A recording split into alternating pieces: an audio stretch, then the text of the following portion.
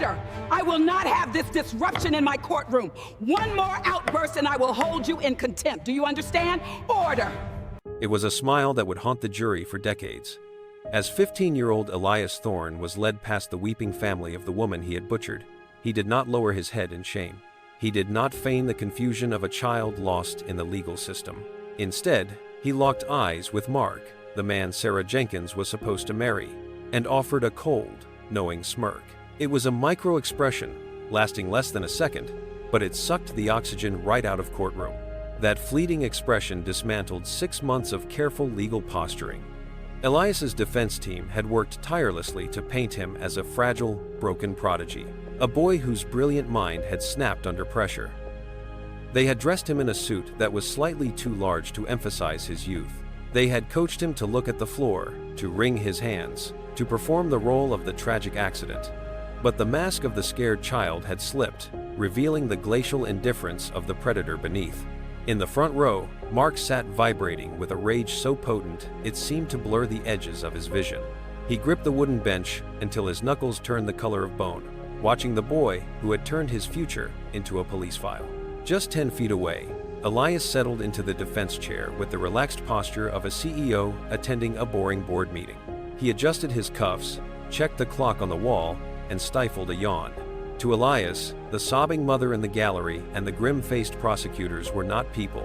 They were variables in an equation he had already solved.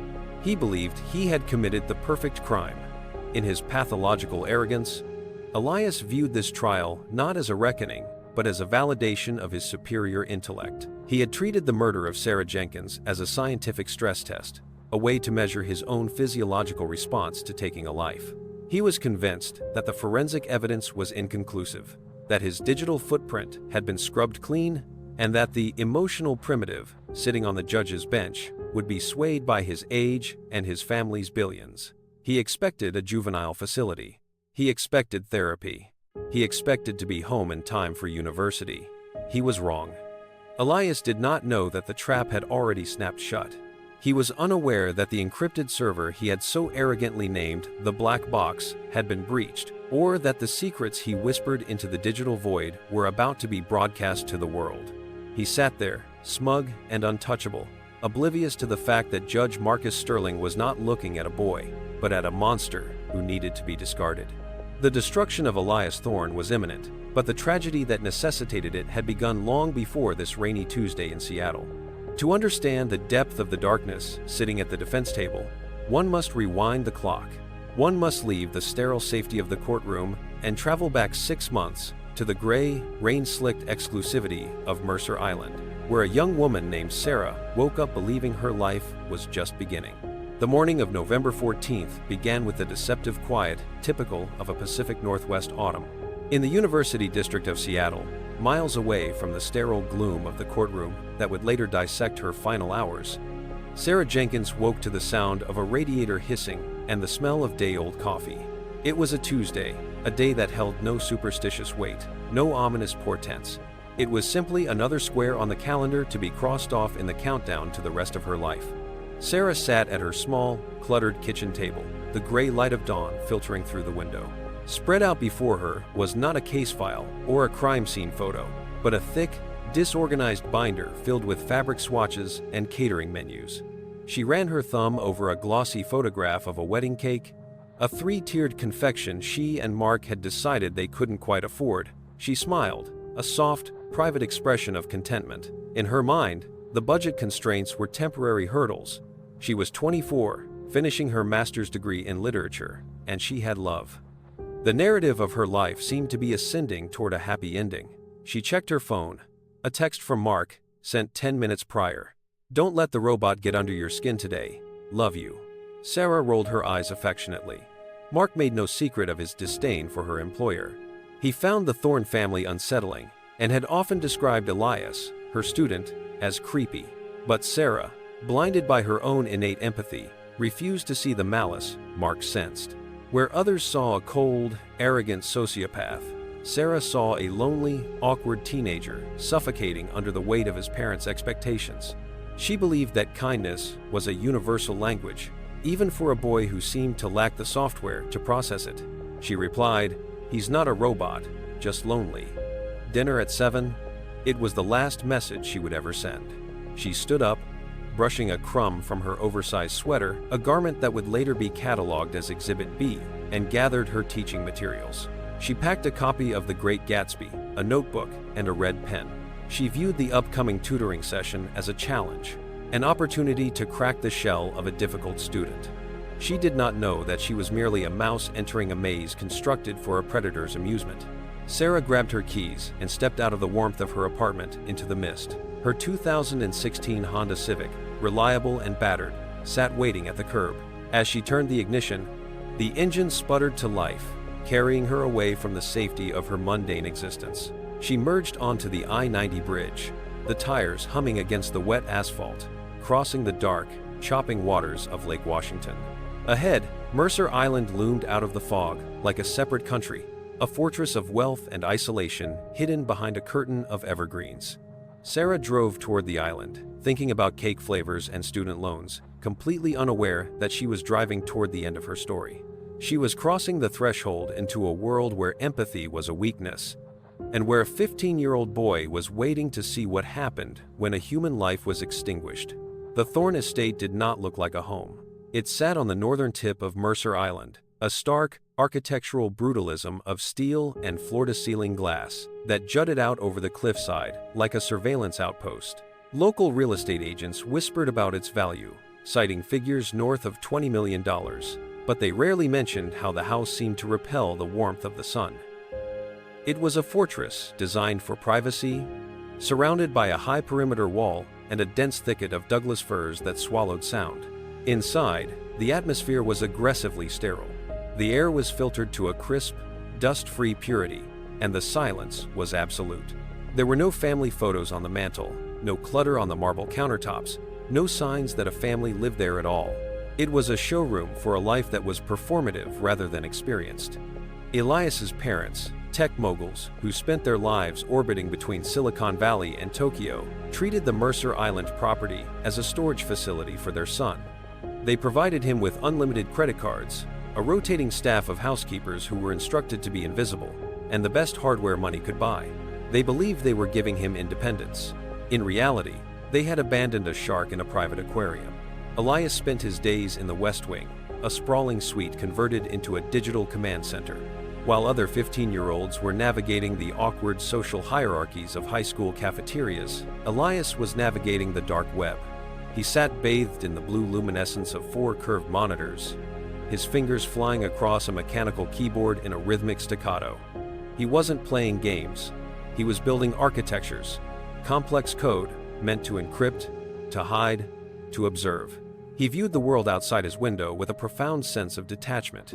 Through the glass, he could see the gray chop of Lake Washington and the distant skyline of Seattle, teeming with millions of NPCs, non-player characters. That was how he categorized humanity: predictable, emotional, and ultimately disposable. He felt no connection to them. His empathy center was a void, a missing line of code that no amount of money could patch.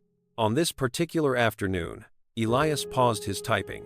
He swiveled his ergonomic chair toward the driveway monitor. A battered Honda Civic was pulling up to the main gate. He watched the grainy feed as Sarah Jenkins leaned out to punch the code into the keypad. He zoomed in on her face. She was smiling at nothing, humming to herself. The sight of her unburdened happiness irritated him. It was a variable he couldn't understand, an inefficiency in the system. He pressed a button to unlock the gate, his expression slack. The mouse was entering the trap, and the scientist was ready to take notes. Sarah shivered as she stepped into the foyer.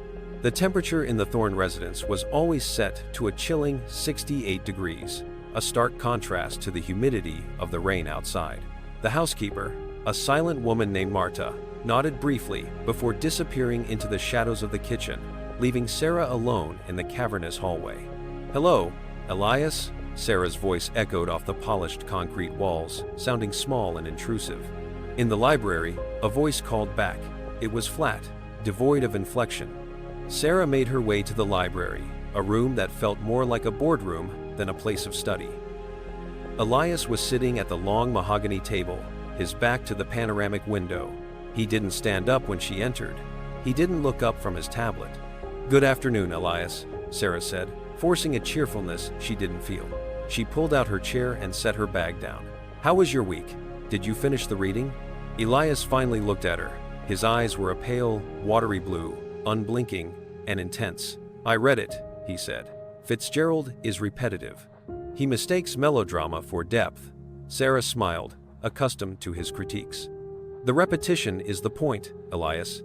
It's about the inescapable nature of the past. So we beat on boats against the current. Remember? I remember, he interrupted. It's about people who are reckless with other people's lives because they have the money to clean up the mess. The careless people. That's the only logical part of the book. Sarah paused, unsettled by his interpretation. It wasn't that he was wrong, it was the admiration in his tone. He didn't despise the careless characters. He identified with them. Well, she said, opening her copy of The Great Gatsby, it's also a tragedy.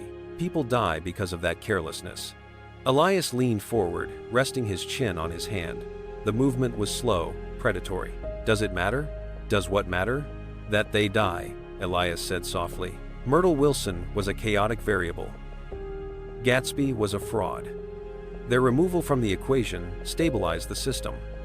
Isn't death just a biological deletion? Why do you attach so much weight to it? The air in the room seemed to thin. Sarah laughed nervously, dismissing the comment as the edgy posturing of a moody teenager trying to shock his teacher. Because they were people, Elias. They had lives, loves, futures. You can't just delete a person. Elias stared at her for a long, uncomfortable moment. Hypothetically, he said, if someone were deleted and no one saw it happen, does the tragedy exist or is it just data? Let's stick to the text, Sarah said, looking down at her book to avoid his gaze. She missed the way Elias's eyes narrowed, the way he cataloged her discomfort as a successful reaction. He wasn't discussing literature. He was testing a hypothesis. It wasn't a sudden snap. There was no single moment of psychotic break. The murder of Sarah Jenkins was the result of a slow, methodical encroach. Like rising water in a sealed room, in the weeks following the discussion in the library, Elias began what he privately referred to as Phase 1. He needed to understand his subject's baseline reactions to stress. He needed to know how she operated when she thought she was safe. It started with small, physical intrusions. Sarah would leave the room to use the restroom, leaving her purse on the table. When she returned, her car keys would be moved slightly, rotated 90 degrees, or placed on the opposite side of her notebook. Elias would watch her reaction closely. He noted the furrow of her brow, the momentary confusion as she patted her pockets, the way she shook her head and convinced herself she was just being scatterbrained. He was gaslighting her, inch by inch, conditioning her to doubt her own perception of reality. Then, the intrusion turned digital. Elias, bored with the limitations of the physical world, utilized a brute force script to crack Sarah's weak password for her cloud account. It took him less than 20 minutes. Suddenly, he had access to everything. Her emails, her text to Mark, her wedding Pinterest board, her location history. He spent his nights scrolling through her life.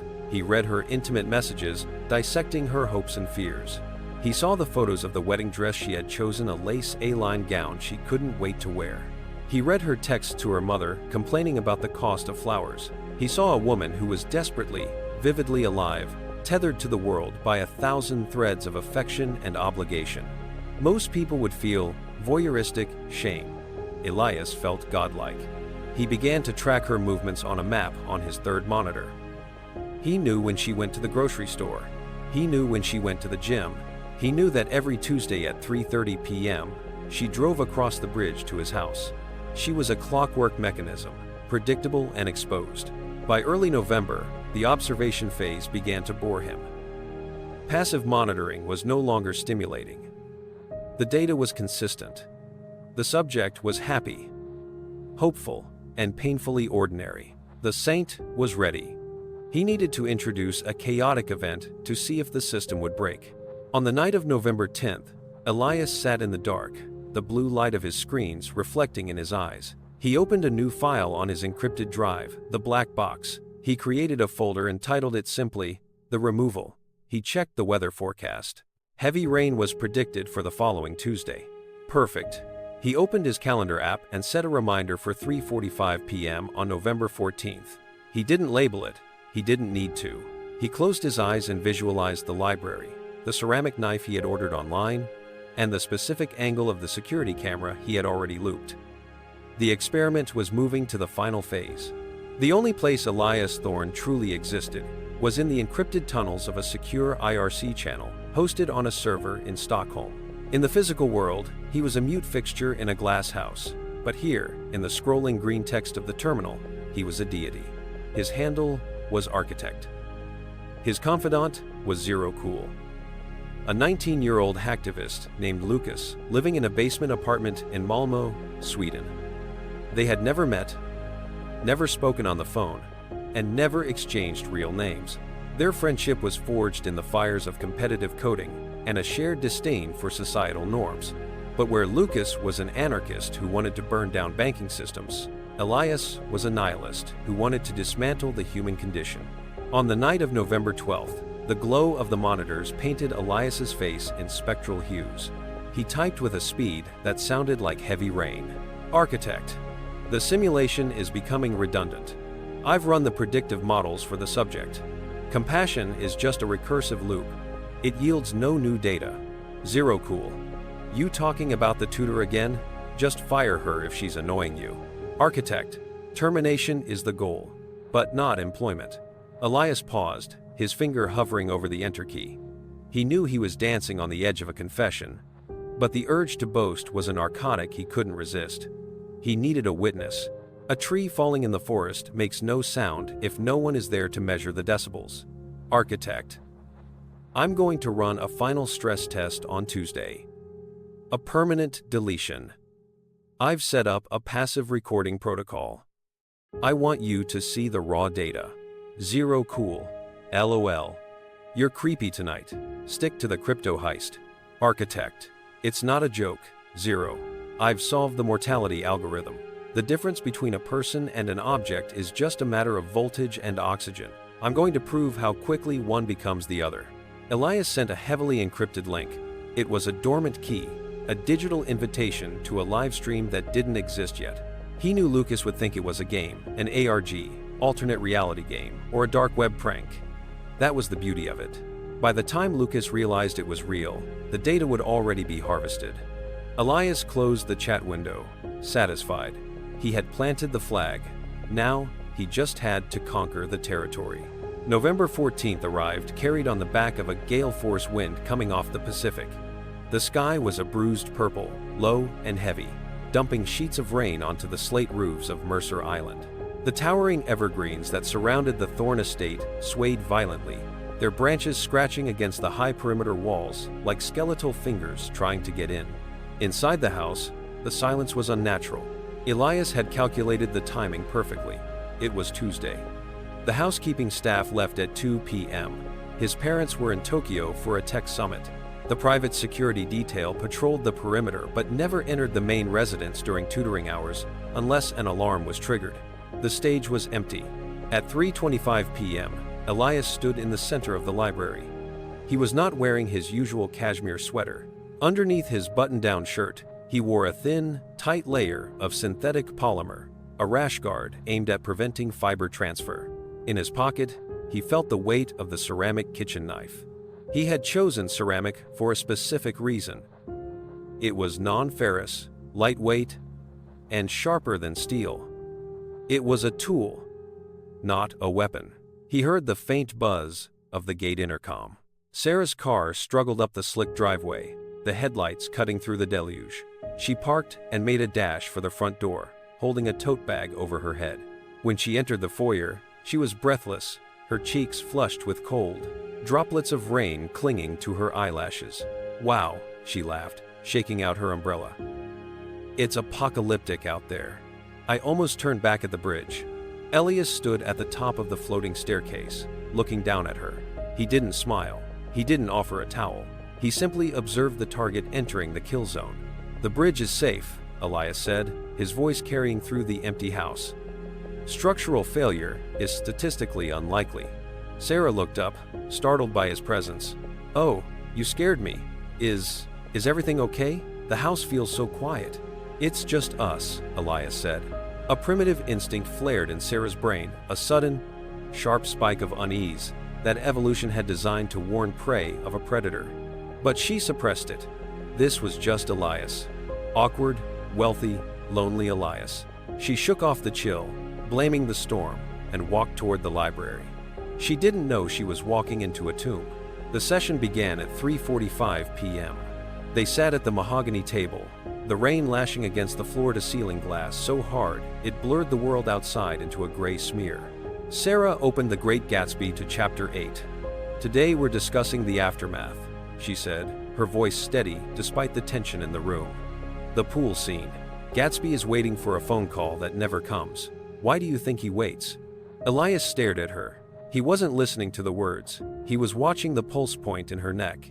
70 beats per minute, he estimated. Elevated. She senses the threat. He waits because he is delusional, Elias said, standing up.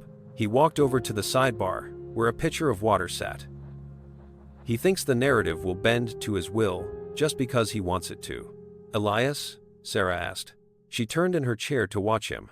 He was moving differently today. Fluid, precise. Are you all right? I'm fine, he said. He poured a glass of water. He didn't drink it. He turned to face her, his hand slipping into his pocket. I have a question for you, Sarah. Sure. Do you think the soul is a tangible thing, or is it just electrical firing in the synapses? If I cut the power, does the ghost leave the machine? Sarah's smile faltered. The unease returned, screaming now. She stood up, knocking her pen to the floor. That's a dark question, Elias. Maybe we should take a break. No break, he whispered.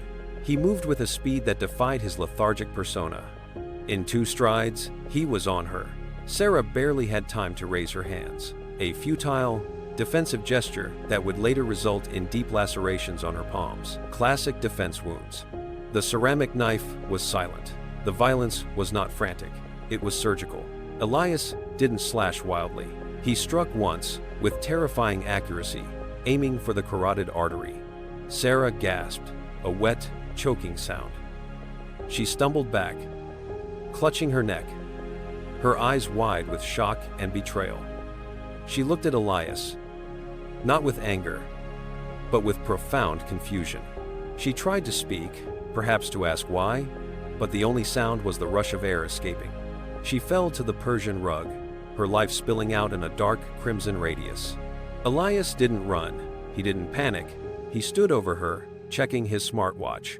Heart rate, 110. Adrenaline manageable. He watched the light fade from her eyes. It took less than 3 minutes. When she finally went still, the silence in the room was absolute, heavier than before. Elias walked back to the table, picked up a green apple from the fruit bowl, and took a bite. The crunch echoed in the room. He chewed slowly, savoring the taste, looking down at the body of the woman who had brought him birthday cupcakes a month ago. Then, he looked up, directly at the spine of a leather-bound encyclopedia on the shelf. Concealed within the binding was the lens of a 4K camera. He winked. The transformation took exactly 14 minutes. Elias moved efficiently, treating the crime scene cleanup like a hard drive defragmentation. He stripped off the outer clothes and the polymer underlayer, bundling them into a heavy-duty trash bag. He wiped the ceramic knife with bleach, placed it in the bag, and then took the bag down to the basement incinerator, an industrial-grade unit used by the estate to dispose of confidential documents. He watched the flames consume the evidence, the plastic melting into nothingness. He returned upstairs. He put on a fresh shirt, one he had slightly wrinkled beforehand to look lived in. He went to the bathroom and splashed cold water on his face, rubbing his eyes until they were red and irritated. He hyperventilated for 30 seconds, forcing his body into a physiological state of panic. His hands began to shake. His face went pale. The monster receded. The boy returned. At 4:12 p.m., Elias dialed 911. 911. What is your emergency? Someone's here, Elias screamed into the phone. His voice cracked perfectly, shifting into a high, terrified register. Please, he has a knife. He hurt her. Oh God, there's so much blood.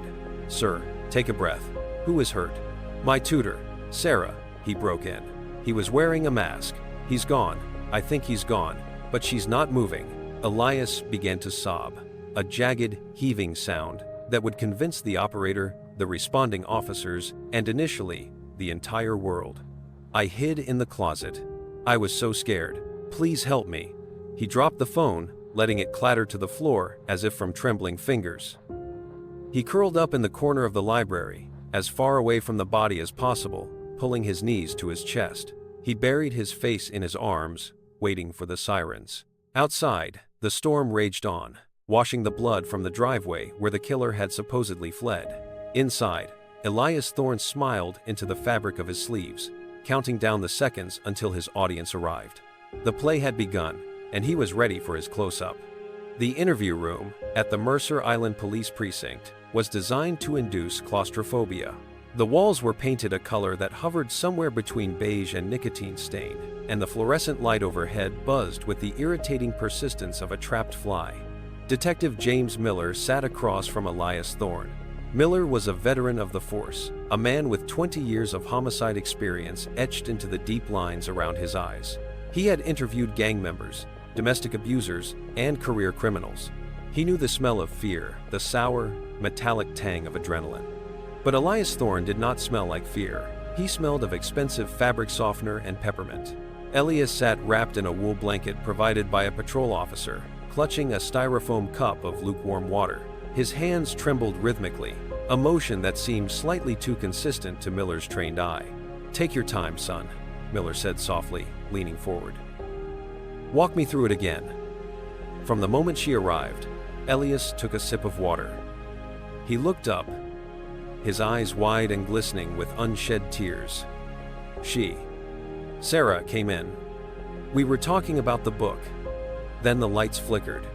I thought it was the storm.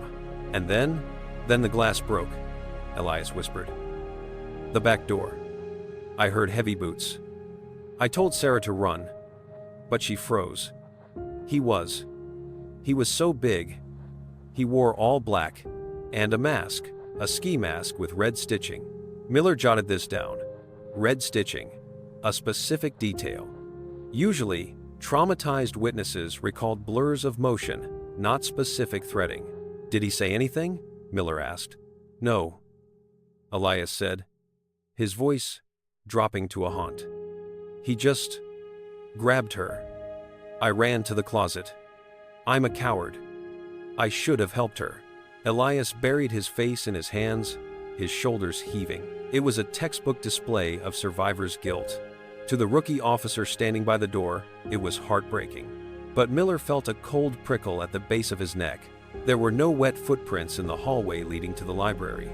The shattered glass Elias mentioned was found outside the door, suggesting the pane had been broken from the inside out. And then there was Elias's eyes. When the boy looked up from his sobbing fit, for a fraction of a second, his gaze was clear, sharp, assessing. You said you hid in the closet, Miller said, keeping his voice neutral. How long were you in there? It felt like hours, Elias said. But maybe 10 minutes? I counted to 600. To keep calm. You counted? It's a coping mechanism, Elias said smoothly. Miller nodded, closing his notebook. The story was perfect, too perfect. It had a beginning, a middle, and an emotional climax. Real trauma was messy, it looped and fractured. Elias's statement was a screenplay. Miller didn't have enough to hold him. The kid was the heir to a tech fortune and a minor. But as Elias was escorted out to his parents' waiting legal team, Miller wrote one word in the margin of his notepad: rehearsed. By Wednesday morning, the narrative had been solidified by the 24-hour news cycle. The headline on the Seattle Times read, "Tragedy on Mercer Island. Tutor murdered in home invasion. Teen here escapes." The photo accompanying the article was not of Sarah Jenkins. It was a file photo of Elias Thorne winning a chess tournament 3 years prior, looking small and studious. The media machinery, greased by the Thorne family's PR firm, spun a tale of a brilliant, fragile boy traumatized by a random act of violence. The masked intruder became the boogeyman of the Pacific Northwest. Sales of home security systems skyrocketed. Sarah Jenkins was relegated to the second paragraph. She was described merely as the victim, a prop in the tragedy of the Thorne family. In a small apartment in the University District, the reality was far more visceral. Mark, Sarah's fiancé, sat on the floor surrounded by unsealed wedding invitations. He hadn't slept in 30 hours. He watched the news coverage with a growing, nauseating sense of dissonance. He saw the news anchors interviewing neighbors who described Elias as quiet and polite. He heard pundits speculating about a gang initiation gone wrong. "It wasn't a gang," Mark screamed at the television, his voice raw. "It was him. It was the creep." But no one was listening to the grieving boyfriend. The narrative of the innocent prodigy was too compelling, too clean. The Thorne family released a statement asking for privacy so their son could heal from this unimaginable horror. Meanwhile, flowers piled up at the gates of the Thorne estate. People left teddy bears for Elias. They lit candles. The community wrapped its arms around the wolf, completely unaware that it was comforting the creature that had devoured the lamb. The facade was impenetrable. Wealth acted as a distortion field, bending the light of truth until the murderer looked like the victim. While the public wept for Elias, the crime lab was beginning to dismantle his fiction. Thursday afternoon. The rain had finally stopped. Detective Miller stood in the center of the Thorne Library with the lead forensics investigator, Dr. Aris Thorne, no relation. The body had been removed, but the outline remained in chalk on the Persian rug. "Walk me through the intruder theory again," Aris said, snapping a latex glove. "Intruder enters through the rear patio door," Miller recited, pointing to the shattered glass. "Stabs the victim, exits same way." Aris shook his head. "Physics disagrees." "Explain." "Look at the glass dispersion," Aris pointed to the shards on the patio stones outside. "The majority of the glass is outside. If someone kicked this door in from the yard, the glass would be on the rug. This door was broken from the inside." Miller stared at the glass. "The intrusion was staged." "And the security system?" Miller asked. "That's the other thing," Aris said, walking over to the control panel on the wall. "This isn't a standard alarm. It's a Citadel-grade system. If a window breaks, the sensors trip instantly. But the log shows the system was disarmed at 3:42 p.m., 3 minutes before Sarah arrived." "Disarmed?" Miller asked. "Not bypassed?" "Disarmed, with a valid passcode." Miller felt the pieces clicking into place with a sickening thud. "Whose passcode?" "The master admin code," Aris said, "assigned to Elias Thorne." They stood in silence. The story of the masked man with the red stitching evaporated. There was no intruder. There was only a boy who had opened the door to a spider's web and waited for the fly. "Get the warrant," Miller said, his voice hard. "Get it now." The arrest of Elias Thorne did not happen with sirens and SWAT teams kicking down doors. It happened with the quiet, terrifying precision of a legal strike. Friday morning. The Thorne estate was shrouded in mist. Elias sat in the kitchen, eating a bowl of oatmeal. He was reading a specialized forum on cryptography on his tablet, seemingly unbothered by the fact that he had killed a woman in the next room 3 days prior. He believed the glitch had been resolved. When the front gate buzzed, Elias assumed it was a delivery. He didn't look up until he heard the heavy tread of boots in the foyer, too many boots for a courier. He turned to see Detective Miller standing in the kitchen archway, flanked by 2 uniformed officers. Miller looked different today. The sympathy was gone, replaced by the grim determination of a hunter who has cornered his quarry. "Elias Thorne," Miller said, his voice echoing off the stainless steel appliances. "Stand up." Elias frowned. He didn't look scared, he looked annoyed, like a customer dealing with bad service. "You're tracking mud on the floor," Elias said. "My mother will be displeased." "Stand up, Elias," Miller repeated, stepping closer. "You are under arrest for the murder of Sarah Jenkins." The words hung in the air, absurd and heavy. Elias blinked. For a moment, his computer-like brain tried to process the input. Error. Calculation mismatch. "That's not possible," Elias said calmly. "I'm the victim. Turn around and place your hands behind your back." Elias stayed seated. "I don't think you understand who my family is. You can't just come in here and—" Miller didn't wait. He moved forward, grabbed Elias by the arm, and hauled him out of the chair. The physical contact shocked Elias more than the accusation. He gasped, his eyes widening. He had never been manhandled in his life. He was a creature of distance, of screens. To be touched, To be controlled physically was a violation of his sovereignty. "Get off me!" Elias snapped, his voice rising. "You're making a mistake! The code." "I deleted the quote." He cut himself off. Miller smiled grimly as he clicked the handcuffs onto Elias's wrists. The cold steel bit into the boy's skin. "You deleted what, Elias?"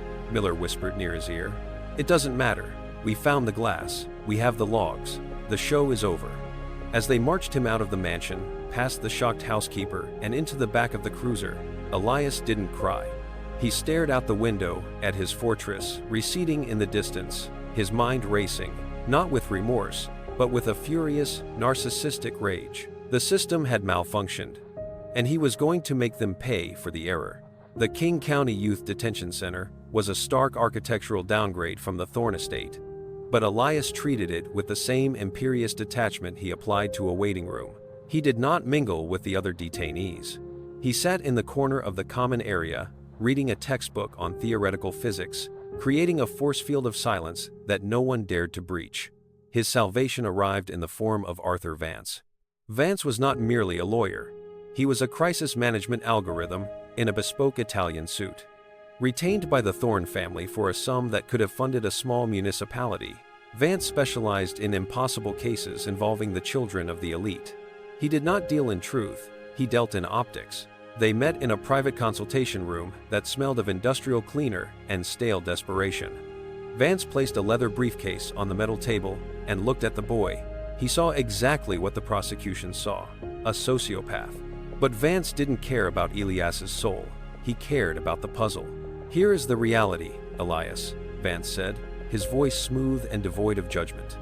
"The physical evidence regarding the window and the alarm is problematic.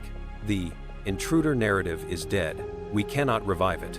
Elias frowned, looking up from his book. "The evidence is circumstantial. I can explain the code. I was running a diagnostic." "No," Vance cut him off sharply. "You will not explain anything. You will not speak.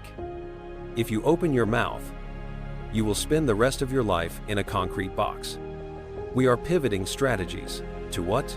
"Dissociation," Vance said. "We are going to argue that the trauma of your isolation, combined with undiagnosed neurodivergence, caused a psychotic break. You didn't murder Sarah. You experienced a catastrophic mental health event. You were a passenger in your own body." Elias sneered. "You want me to plead insanity? That's for defectives." "It is for survivors," Vance corrected. "If we keep this in juvenile court, the maximum sentence ends when you turn 21. You do 6 years in a therapeutic facility, you get a degree, and you walk out with a sealed record. If we go to adult court, you die in prison." Elias tapped his finger on the table. 6 years. He could finish 2 PhDs in that time. It was an acceptable loss of time for a permanent acquittal. "Fine," Elias said, leaning back. "I can play the broken toy. It's a boring role, but I can perform it." Vance nodded, closing his briefcase. He didn't shake Elias's hand. He knew better than to touch the merchandise. "Then, start practicing. Stop reading physics. Start staring at the wall. Look lost. We need the judge to see a child, not a calculator." The battle for Elias Thorne's future took place in a windowless hearing room 3 weeks later. This was the remand hearing, the legal arena, where the state would argue that Elias was too dangerous and too sophisticated to be treated as a child. Opposing Vance was District Attorney Evelyn Cross. She was a woman of sharp angles and sharper intellect, known in the legal community as the Scalpel. She had reviewed the crime scene photos. She had seen the way Sarah Jenkins's throat had been cut left to right, single stroke, professional. She knew this wasn't a tantrum. It was an execution. "Your Honor," Vance began, his voice dripping with paternal concern. "Elias is 15. His brain is still developing. To try him as an adult for a tragic act born of mental illness would be a miscarriage of justice. He needs treatment, not a cage." Judge Marcus Sterling sat high on the bench, his face unreadable. He reviewed the file in front of him. He saw the report from the school psychologist. High IQ, low emotional affect. Then, Evelyn Cross stood up.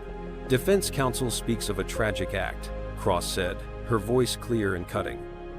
"But tragedy implies accident or uncontrollable emotion. Let us look at the timeline. She projected a slide onto the screen. It was a log of the Thorn security system. At 3:42 p.m., the defendant disarmed the system using a master code. At 3:45 p.m., the victim arrived. At 4 p.m., the defendant logged into the system again to delete the camera footage for the library specifically. And at 4:05 p.m., internet history shows a search for incinerator max temperature on the dark web. A murmur rippled through the small gallery. Vance stiffened. He hadn't known about the incinerator search.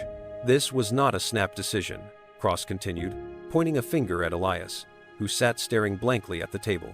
This was a premeditated, cold-blooded ambush, followed by a forensic cleanup that would impress a cartel hitman.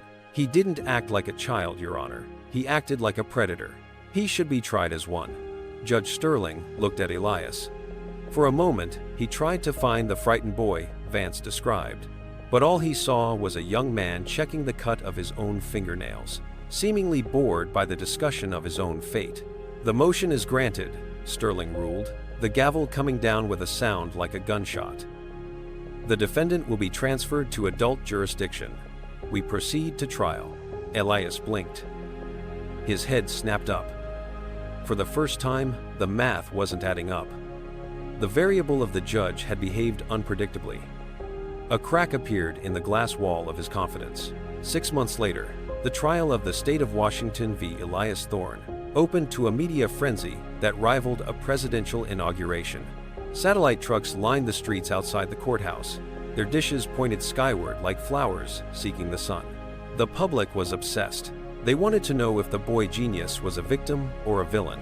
Inside courtroom 4B, the air was heavy with the scent of floor wax and old wood. Arthur Vance delivered his opening statement first. He moved with the grace of a dancer, using soft tones and open palms. He painted a picture of a lonely, neglected boy living in a glass tower, ignored by jet-setting parents who snapped under the pressure of expectations. Elias Thorn is not a killer, Vance told the jury, his voice trembling with manufactured emotion. He is a tragedy, a boy whose mind betrayed him. We will show that he was in a dissociative state, unable to distinguish reality from the violent video games he used to escape his loneliness. It was a compelling narrative. Several jurors looked at Elias with pity. Elias, wearing his oversized suit, slumped his shoulders exactly as he had been coached. Then, Evelyn Cross rose. She did not use soft tones. She did not pace. She stood rooted to the floor, her eyes locked on the jury. The defense wants you to see a confused child, Cross said, but the evidence will show you a calculator.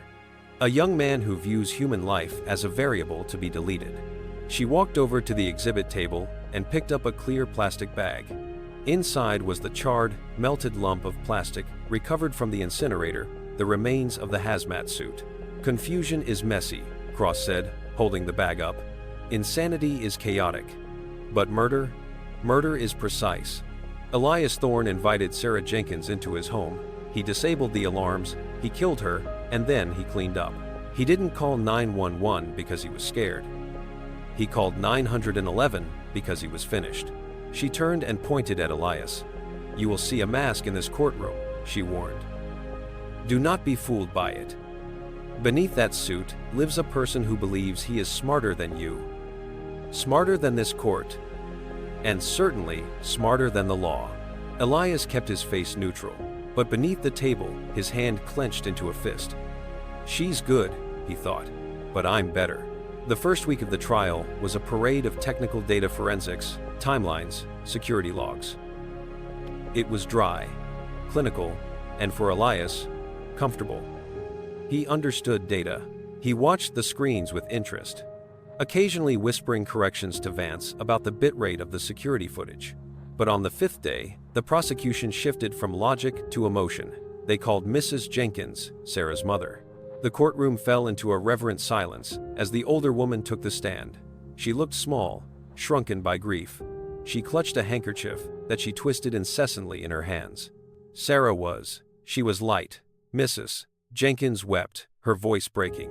She was saving for her wedding. She told me she felt sorry for Elias. She said he just needed a friend. She baked him cupcakes for his birthday. She thought she could help him. In the gallery, jurors wiped their eyes. Even the court reporter paused to compose herself. The raw agony of a mother describing her murdered child was a frequency that resonated with everyone in the room. Everyone, except Elias. As Mrs. Jenkins detailed the last time she saw Sarah alive laughing, twirling in her wedding dress, Elias felt a surge of irritation. This was melodramatic. It was irrelevant to the facts of the case. Why are we listening to this weeping? He thought. It changes nothing. He leaned back in his chair and let out a long, audible sigh. He brought his hand up to his mouth to cover a yawn, but he didn't cover his eyes. He rolled them toward the ceiling, a classic teenage expression of boring. It happened in a second. Juror number 4, a school teacher with a sharp eye for adolescent behavior, was watching him. She saw the yawn. She saw the eye roll. She saw the absolute, chilling lack of empathy on the boy's face, while a mother wept 5 feet away. She nudged the juror next to her. Elias caught the movement. He froze. He realized, too late, that he had broken character. He quickly dropped his head, feigning sadness, but the damage was done. The signal had been sent. The innocent child was gone, replaced by the bored sociopath who found grief tedious. And in the jury box, the faces began to harden. The courtroom monitors flickered to life, bathing the gallery in a harsh, cold blue light. The jury, weary from days of emotional testimony, sat up straighter. This was not the messy, tear-stained narrative of a grieving mother. This was the binary language of truth. On the stand sat Dr. Eris Thorne, no relation to the defendant, a coincidence the defense had tried and failed to use as grounds for dismissal. Dr. Thorne was a digital forensics expert with the FBI, a man who spoke in the precise, clipped tones of someone who preferred code to conversation. Dr. Thorne, Evelyn Cross began, pacing slowly before the jury box. Can you explain to the jury what we are looking at on screen 2?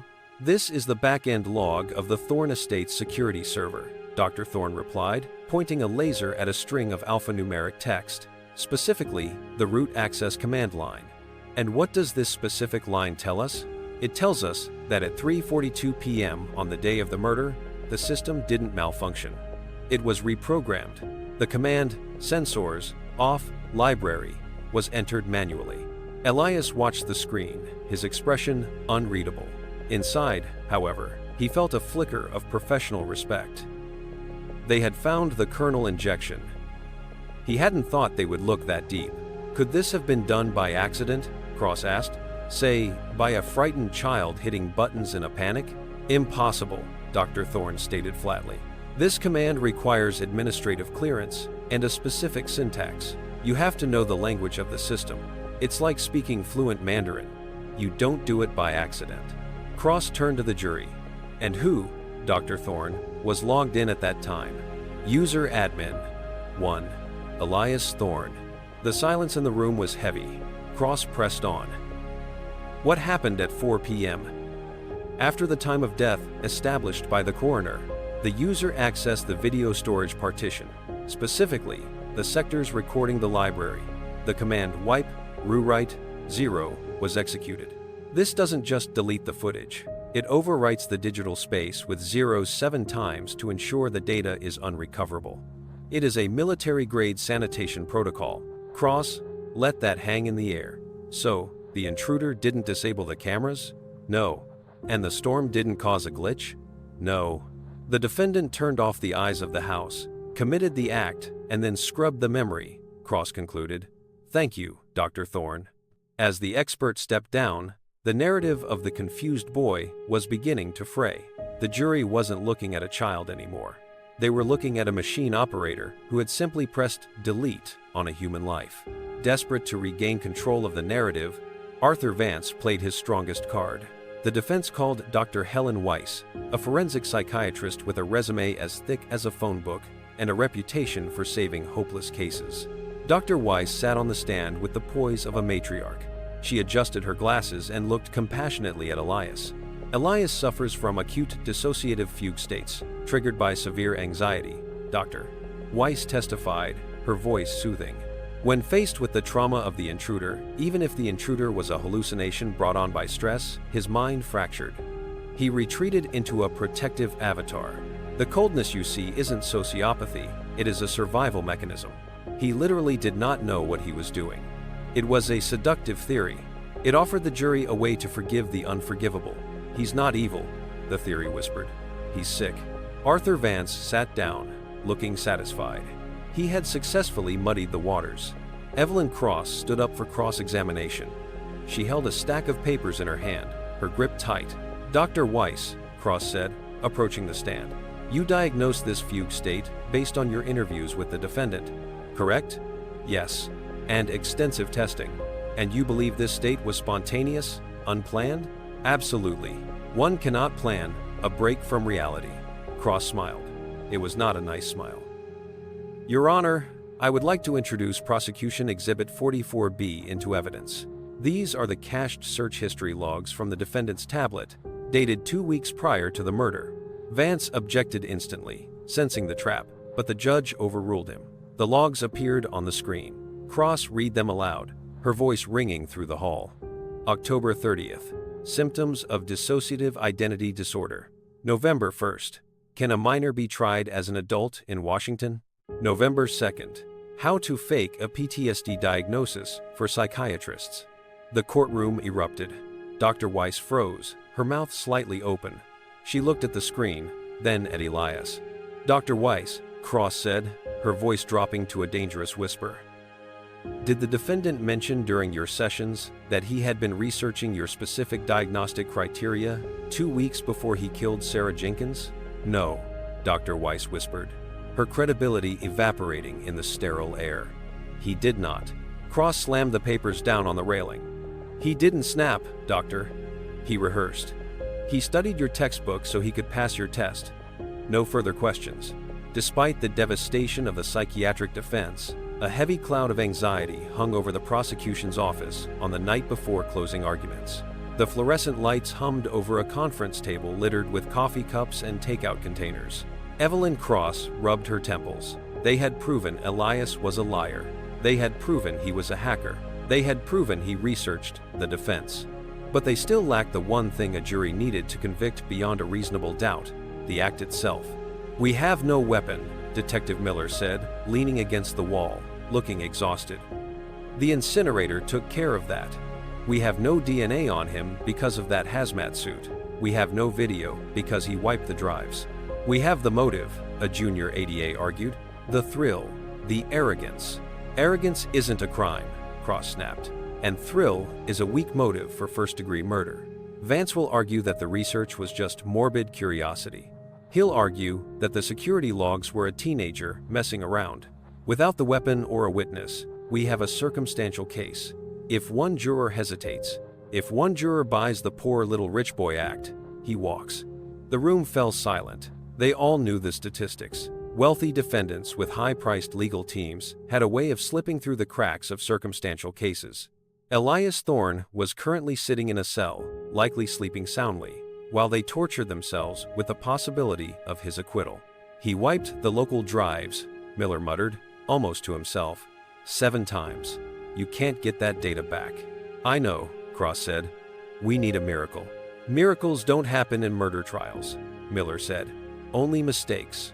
They didn't know it yet, but the mistake had already been made. It wasn't in the courtroom, and it wasn't in the house. It was thousands of miles away, sitting on a server rack in a dark basement in Malmö, Sweden. The ghost was about to speak. The call came at 3 a.m., routing through the FBI's International Cybercrime Division in D.C., before being patched through to the Seattle field office. Special Agent David Ross was on the night shift, nursing a cold coffee, when the secure line blinked red. He picked it up. Agent Ross. This is Stockholm. A heavy accent replied. We have a walk-in at the U.S. Embassy. A Swedish national. He claims to have evidence regarding the Thorne case in Seattle. He says he wants immunity. Ross sat up, the coffee forgotten. What kind of evidence? He says he has the black box. He says the defendant sent him a key. A key to what? To a cloud server. The kid, the defendant. He live-streamed it, Agent Ross. Not to the public. To an encrypted private storage. He treated it like a backup file. Ross felt a chill go down his spine that had nothing to do with the office air conditioning. Is the file accessible? The witness, he goes by the handle Zero Cool. He decrypted it an hour ago. He says he watched the first 30 seconds and couldn't finish. He says it's all there. The murder, the cleanup, the confession. The kid narrates it. Ross gripped the phone. This was it. The smoking gun. The arrogant, narcissistic fool had been so proud of his work that he couldn't bear to let it vanish. He had kept a copy. Send it, Ross ordered. Send it now. And wake up the district attorney. Tell her to get a subpoena for a new piece of evidence. Tell her we caught the monster bragging. Miles away, in his holding cell, Elias Thorne woke up with a sudden start. He looked around the dark concrete box. A strange sensation prickling the back of his neck. For the first time since the murder, he felt a variable shift. He felt the cold breath of the encroaching abyss. The encryption had broken. The silence was over. The courtroom was buzzing with the low-frequency hum of anticipation that always precedes a verdict. But today, the energy was different. It was frantic. Confusion rippled through the gallery as the bailiff locked the doors, an unusual procedure for a standard trial day. Arthur Vance leaned over to Elias. Something is happening. The D.A. looks like she just won the lottery. Elias looked at the prosecution table. Evelyn Cross was not looking at her notes. She was looking directly at him. Her expression wasn't triumphant. It was disgusted. It was the look one gives a rabid animal before putting it down. Your Honor, Cross said, her voice ringing out clearly. The state calls a rebuttal witness, Special Agent David Ross of the FBI Cybercrimes Division. Vance shot to his feet. Objection. This witness was not on the discovery list. This is trial by ambush. Your Honor, Cross countered, holding up a flash drive sealed in an evidence bag. This evidence was obtained 4 hours ago via international cooperation with Swedish authorities. It is directly relevant to the defendant's intent and contradicts the entirety of the defense's case. Under the interests of justice exception, we move to admit it. Judge Sterling looked at the flash drive. He looked at the defense table. He looked at Elias, who was now sitting very still, his face pale. The judge knew the law, but he also knew when the ground was shifting beneath his feet. I will allow the witness, Sterling ruled. Mr. Vance, you will have ample time to cross-examine. Proceed. Vance slumped back in his chair. He looked at Elias. What is on that drive? Elias? He hissed. Elias didn't answer. He was staring at the sleek black rectangle in the evidence bag. He recognized it. It was the digital tombstone he had carved for himself. Agent Ross took the stand. He was a man of few words, precise and military. Agent Ross, Cross asked, what is contained on this drive? A decrypted video file, Ross said, recovered from a secure server hosted in Sweden. The metadata confirms it was uploaded from the IP address of the Thorne estate on November 14th. And who uploaded it? The user credentials belong to the defendant. Please, Cross said, gesturing to the large monitors facing the jury. Play the file. The lights in the courtroom dimmed. The screens flickered from blue to black, and then a grainy, high-definition image appeared. It was the library. The angle was high, looking down from the bookshelf, the view from the hidden camera Elias had winked at. The audio crackled, then cleared. Test, test. Timestamp 1540. Elias's voice filled the courtroom. It was calm, conversational. Subject arrival imminent. Heart rate 85. Conditions optimal. In the gallery, Mrs. Jenkins let out a sob and buried her face in her husband's shoulder. Mark stared at the screen, his body trembling. On the video, Sarah walked in. The jury watched the interaction they had only heard described. They saw Sarah's warmth. They saw Elias's cold, predatory stalking. They heard him ask the question about the soul. Then, they saw the knife.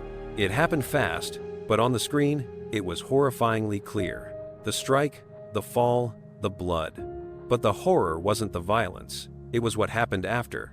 The Elias on the screen didn't panic. He didn't cry. He walked up to the camera lens until his face filled the frame. He looked directly into the eyes of the jury. Hypothesis confirmed. The video, Elias said, wiping a speck of blood from his cheek. The subject expired in 2 minutes and 12 seconds. Neural activity ceased. There was no ghost, just biology. He smiled. End of Phase 1. Initiating cleanup protocol. The screen went black. For 10 seconds, there was no sound in the courtroom. No coughing, no shuffling. Even the air conditioning seemed to have stopped. It was the silence of absolute, collective shock. The jury looked from the black screen to the boy sitting at the defense table. They didn't see a boy anymore. They saw something that shouldn't exist. Elias didn't look at the jury. He didn't look at the judge. He was staring at the table, his face twisted in a rictus of fury. He wasn't ashamed of the murder. He was furious that his encryption had failed. Zero Cool betrayed me, his mind raced. The code had a backdoor, a flaw. I missed a variable. He felt eyes on him, hundreds of them. He looked up and met the gaze of Agent Ross. The FBI agent looked back with zero intimidation, just a flat, professional satisfaction. "You hacked it," Elias muttered, loud enough for the microphone to catch. "You cheated." Vance grabbed his arm, hard. "Shut up," he whispered violently. "Do not say another word." But the damage was nuclear. The dissociative state defense had just been incinerated. A person in a fugue state doesn't narrate their crime. They don't check timestamps. They don't look into a camera and call the victim a subject. In the jury box, juror number 4, the teacher, was wiping tears from her face, but her eyes were hard as flint. The foreman was shaking his head slowly. The doubt was gone. The pity was gone. The only thing left in the room was revulsion. "The defense rests," Vance said quietly. He knew it was over. He wanted to pack his briefcase and leave. But Elias wasn't done. The narcissism that had driven him to record the crime now drove him to defend his genius. He stood up. "I want to testify," Elias said. "No," Vance hissed. "Sit down." "I have a right to speak," Elias said, his voice rising. "I need to explain the context. The video is data, not a confession." Judge Sterling looked over his glasses. "Mr. Thorne, your counsel is advising against this. But it is your right. Do you wish to take the stand?" "I do." A collective gasp went through the room. Vance put his head in his hands. Elias walked to the witness stand. He sat down, adjusted the microphone, and looked at Evelyn Cross. He thought he could outsmart her. He thought he could explain that it was a scientific inquiry, not malice. Cross didn't start with questions about the night. She started with the video. "You called Sarah a subject," Cross said. "Why?" "Because in the context of the experiment, she was," Elias said smoothly. "I was observing the physiological transition from life to non-life. She was your friend, Elias. She brought you cupcakes. That was a social transaction," Elias dismissed. "It's irrelevant to the biological reality." "So her life was irrelevant?" "Everyone's life is ultimately irrelevant," Elias said, leaning forward, eager to explain his philosophy. "We are organic machines. I just turned one off to see how the software would react. It's not evil, Miss Cross, it's curiosity. Why is everyone so emotional about it?" The courtroom gasped. Elias looked around, genuinely confused by the reaction. "You felt nothing?" Cross asked, her voice barely a whisper. "When she choked on her own blood? You felt nothing?" Elias thought for a moment. "I felt hungry," he said. "That's why I ate the apple. Adrenaline burns calories." Cross stared at him. She didn't need to ask another question. He had just handed her the keys to his cell. "No further questions," she said, turning her back on him. "The state rests." The final day of the trial felt less like a legal proceeding and more like a funeral for a reputation. The courtroom was packed, the air thick with the humidity of too many bodies and the heavy anticipation of judgment. Arthur Vance stood to deliver his closing argument. He looked tired. The crispness of his suit seemed to have wilted under the radioactive fallout of Elias's testimony. He knew he could not argue innocence. The video had destroyed that. He could not argue self-defense. The autopsy had destroyed that. He was left with the only tool remaining in the box, the argument of madness. "You saw a monster on that stand," Vance said, his voice quiet, almost apologetic, making eye contact with the jurors who refused to look back. "I will not insult your intelligence by claiming otherwise, but the law asks you to differentiate between a monster born of evil and a monster born of a broken mind." Elias Thorne did not understand the gravity of his actions, because he is incapable of feeling gravity. He is floating in a void of his own making. He is sick, and sick children do not belong in prison. They belong in treatment. It was a valiant effort, a skilled weaving of smoke and mirrors, but it felt hollow. Evelyn Cross did not weave. She hammered. When she stood, she didn't bring notes. She simply walked to the center of the room and pointed at the empty witness stand. The defense wants you to believe that Elias Thorne is a victim of his own biology. Cross said, her voice steel. They want you to think he is a passenger in a broken machine. But you saw the video. You heard the narration. That was not chaos. That was control. She turned to face Elias, who sat sketching on a notepad, seemingly bored by the discussion of his fate. He told you himself, Cross continued. He wasn't confused. He wasn't scared. He was hungry. He killed a woman who showed him kindness, and then he ate an apple. That is not madness. Ladies and gentlemen, that is a choice. It is the choice of a person who believes he is above the moral laws of humanity. Do not let him be above the legal ones. She let the silence stretch, heavy and damning. Find him guilty, not because he is sick, but because he is dangerous. The deliberation was insulting in its brevity. In complex murder trials, juries often deliberate for days, wrestling with the nuances of intent and reasonable doubt. But the jury for the state of Washington versus Elias Thorne did not wrestle. They simply agreed. They were out for less than 2 hours, barely enough time to order lunch. When the buzzer sounded, signaling their return, a ripple of shock went through the courtroom. Speed usually favored the prosecution, but this kind of speed suggested a landslide. Elias sat up. He checked his watch. 2 hours? He whispered to Vance. That's statistically impossible. They couldn't have reviewed the technical data. They didn't need the data, Elias, Vance said, closing his eyes. You gave them everything they needed. The jury filed in. They walked with their heads down, avoiding the defense table. It is the universal tell of a conviction. Jurors rarely look at the man they are about to condemn. Judge Sterling called the court to order. Have you reached a verdict? The foreman, a middle-aged engineer who had looked sickened since the video played, stood up. We have, Your Honor. Please read it. In the matter of the state of Washington versus Elias Thorne, on the count of murder in the first degree, we find the defendant guilty. The word hung in the air, absolute and final. On the count of tampering with evidence, guilty. On the count of unlawful use of a weapon, guilty. Mrs. Jenkins let out a sob that sounded like a physical release of pain. Mark bowed his head, his shoulders shaking. Elias did not react emotionally. He reacted intellectually. He frowned, as if he had spotted a coding error in a line of script. He leaned over to Vance. File the appeal, he ordered. The jury was biased by the video. It was prejudicial. He still didn't understand. He thought this was a game he had temporarily lost. He did not realize the game was over. The sentencing hearing took place 3 weeks later. The rain had returned to Seattle, a relentless gray wash that matched the mood inside courtroom 4B. This was the time for the victim impact statements, the moment where the devastation caused by the crime was given a voice. Mark took the podium first. He looked 10 years older than he had 6 months ago. He held a crumpled piece of paper, but he didn't read from it. He looked directly at Elias. We were going to get married in June, Mark said, his voice cracking. We had picked out the flowers, lilies. She loved lilies. He paused, fighting for control. You didn't just kill her, Mark continued, his voice gaining strength. You erased a future. You erased children that will never be born. You erased a grandmother she will never become. And you did it because you were bored. Mark gripped the podium until his knuckles turned white. I hope you live a long time, Elias. I hope you live long enough to realize exactly what you are. Elias was not listening.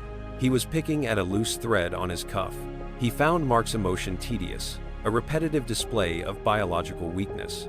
He stifled a yawn, bringing his hand up to his mouth in a slow, languid motion. It was a small gesture, but in the quiet courtroom, it was a thunderclap. Judge Sterling saw it. The stenographer saw it. The deputies saw it. The disrespect was so profound, so visceral, that the air in the room seemed to drop 10 degrees. Judge Sterling's eyes narrowed behind his wire-rimmed glasses. He had sat through weeks of testimony. He had watched the horrific video. But this yawn, this casual dismissal of a man's destroyed life, was the final straw. The judge set down his pen. He didn't look at his sentencing guidelines. He looked at the boy. Mr. Thorne, please stand up. Judge Sterling's voice was not loud, but it carried a resonance that silenced the rustling of the gallery. Elias stood slowly, looking mildly annoyed at the interruption. He smoothed his suit jacket, waiting for the lecture he assumed would be filled with generic legal platitudes. Throughout this trial, Judge Sterling began, his gaze unblinking. I have watched you. I have watched you play the role of the confused child. I have watched you play the role of the victim. And finally, on the stand, I watched you play the role of the misunderstood genius. Sterling leaned forward, his black robes pooling around him like storm clouds. You believe you are special, Mr. Thorne. You believe that your intelligence places you above the subjects you observe. You treat this court, this family, and the life of Sarah Jenkins as data points in your personal experiment. Elias opened his mouth to speak, but Sterling raised a hand, sharp and commanding. Silence. It is my turn to speak. You are not a genius, Sterling said, his voice cutting through the room like a scalpel. You are a narcissist with a high IQ. There is nothing novel about you. This court sees men like you every day. You are not a scientist. You are simply broken. You lack the fundamental component that makes a human being human. Elias stiffened. The insult landed. For the first time, his mask of indifference cracked, revealing a flash of teenage petulance. You yawned while a man wept for the woman you butchered, Sterling continued, his voice dropping lower, vibrating with controlled fury. That yawn told me more than any psychiatric report ever could. It told me that there is no rehabilitation for you. There is no getting through to you. You are a void. The judge picked up the heavy wooden gavel, holding it like a weapon. You treated Sarah Jenkins' death as a momentary diversion. You thought you could delete her and walk away, but you cannot delete this. Sterling looked Elias dead in the eye. You deserve to suffer, the judge said, the words heavy and deliberate. Not the suffering of physical pain, but the suffering of irrelevance. You deserve to be forgotten. You deserve to sit in a box, stripped of your technology, stripped of your audience, and stripped of your delusion of superiority. Elias Thorne, I sentence you to life in prison without the possibility of parole. Furthermore, I am imposing the maximum consecutive sentence of 10 years for the tampering charge to ensure that you never, ever breathe free air again. You wanted to observe what happens when a life is extinguished? Sterling asked, raising the gavel. Now, you will have the rest of your natural life to observe your own extinction. Bang. The sound was final. It echoed off the mahogany walls, sealing the tomb. Chapter 30. The Final Image. The sound of the gavel did not just end the trial. It severed the timeline of Elias Thorne's life. For a long, suspended moment, the courtroom was motionless. The word life hung in the air, a heavy, suffocating concept that Elias's brain struggled to process. He was 15. His concept of time was measured in semesters, in server uptime, in the speed of a download. Life was an abstract variable, an infinity he couldn't visualize. He turned to Arthur Vance, expecting the lawyer to be typing furiously, to be filing motions, to be fixing the glitch. But Vance was simply closing his briefcase. The click of the latches sounded final. Do something, Elias commanded, though his voice lacked its usual imperious bite. It sounded thin. This is an error. He can't do that. I'm a minor. Vance didn't look up. He slid his papers into a neat stack. You were tried as an adult, Elias. You were sentenced as one. It's over. It's not over until I say it's over, Elias snapped, the panic finally breaching the firewall of his narcissism. I am the client. You work for me. Vance finally looked at him. The lawyer's eyes were cold, stripped of the professional warmth he had worn for the jury. I worked for your parents' money, Vance said softly, and that account is closed. Two bailiffs moved in. They were not the gentle officers who had escorted him during the hearings. These were Department of Corrections deputies, men with thick forearms and zero patience for entitled murderers. They didn't ask Elias to put his hands behind his back. They grabbed him. The physical contact was rough, devoid of deference. They spun him around, wrenching his arms back to secure the heavy transport chains. The cold steel bit into his wrists, tighter than before. Get off me, Elias shouted, twisting in their grip. I have rights. I want my phone. I need to call the server admin. Walk, the deputy grunted, shoving him toward the side door, the door that led not to the lobby, but to the tunnel, to the van, to the concrete box in Walla Walla where he would spend the next 60 or 70 years. As he was pushed toward the threshold, the reality of the judge's words finally crashed into him. Irrelevance. He was going to a place where he would be nobody. No screens, no codes, no architect. Just a number in a cage, surrounded by men who didn't care about his IQ. The terror hit him like a physical blow. The boy genius evaporated, leaving behind a terrified child facing the dark. Elias planted his feet, trying to stop the forward momentum. He looked back at the gallery, searching for an audience, for someone to acknowledge his importance.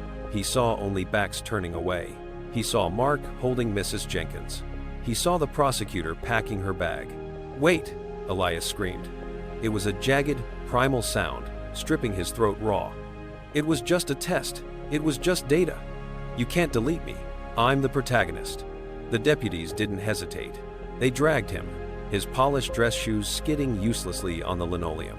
"I'm special," he shrieked, his voice cracking into a sob as they forced him through the heavy steel door. "I'm Spec." The door slammed shut with a metallic clang that cut off the scream instantly. The silence that followed was heavy and absolute. The energy in the room dissipated, the tension bleeding out into the hallway. The monster had been removed. The air felt lighter. On the floor near the prosecution table, a single glossy photograph had fallen from a file folder during the commotion. It lay face up on the scuffed tile. It was not a crime scene photo. It was a picture of Sarah Jenkins from her engagement party.